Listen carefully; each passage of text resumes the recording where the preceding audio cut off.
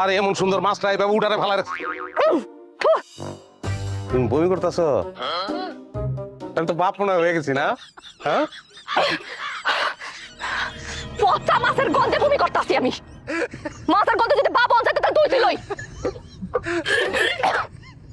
আমি দেখছি তোমার বমি করতেছ।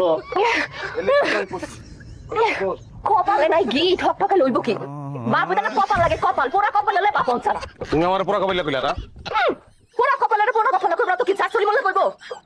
এত বড় একটা মাছ কিনার সময় কিনা ভালো না খারাপ এটা কি তুমি বুঝো নাই? হ্যাঁ, নিরাকরে যোগ্যতা নাই তোমার, বুঝছো? তুমি একটা অমানুষ। আর একটা পচা মাছ আনছি, এলিগে তুমি আমার অমানুষ কিবা? ও মাছ কইতে পারো মাছটারে? অমানুষ কমু না তো কি কমু? হ্যাঁ, একটা ছোট্ট বাচ্চারও যদি কই একটা ভালো মাছ লইতে পারো, আল্লাহ তো তোমার বিবেক বিবেচনা কিছু দেয় নাই।